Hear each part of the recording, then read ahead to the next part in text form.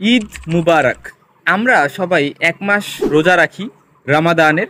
ঠিক একইভাবে কিছু ব্যাকটেরিয়া কিন্তু আছে যারাও রোজা রাখে। তারা ফাস্টিং স্টেজে যখন থাকে, যখন নিউট্রিশনের অভাব থাকে, নিউট্রিয়েন্টসের অভাব থাকে, তখন তারা কিন্তু একটা ফর্মে কনভার্ট হয়, যেটাকে আমরা বলি স্পোর।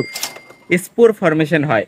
যেমন ক্লোস্ট্রিডিয়াম, ব্যাসিলাস, এই যে যে স্পিসিসের ব্যাকটেরিয়াগুলো আছে, এরা কিন্তু স্পোর ফর্মেশন করতে পারে। রাফ টাফ কন্ডিশনে এরা সার্ভাইভ করতে পারে। আমরা ঈদে তো অনেক ডেলিশিয়াস ফুড খাবো, অনেক সুইট জাতীয় খাবার খাই, যেমন হচ্ছে সিমাই, তারপরে মিষ্টি জাতীয় অনেক খাবার খাই। কিন্তু আমরা যদি অনেকটা টাইম ধরে এই খাবার রেখে দেই, তখন এই খাবারগুলোতে কিন্তু স্টাফাইলোককাস অরিয়াস, ক্লোস্ট্রিডিয়াম পারফিরিনজেসের মতো ব্যাকটেরিয়াগুলা এখানে কিন্তু টক্সিন প্রোডাকশন করে ফুড পয়জনিং করতে পারে। এস অরিয়াস, এটার ফুড পয়জনিং এ প্রচুর পরিমাণ ভমিটিং কিন্তু হয়। সো আমরা কেউই চাবো না ঈদে কোনো দুর্ঘটনা ঘটুক, এই রিস্ক আমরা নিতে চাবো না। আমাদের ডেলিশিয়াস ফুড দেখে সাথে সাথে খাবারের মধ্যে হাত ঢুকাই দিব হাত না ধুয়ে, সেটা যেন আমরা না করি। আমরা একটু হাতটা ধুয়ে নিব, ওয়াশ করে নিব।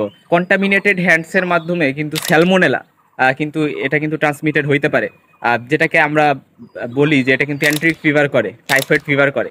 ছোট ছোট বিষয়, but something to B concern of. আরো জানতে ইন ডিটেইলসে তাহলে ফর শিওর কি করতে হবে, যারা থার্ড ফোর্থ ইয়ার স্টুডেন্টস আছো, for sure enrol my microbiology course. Stay safe and sound and have a wonderful Eid.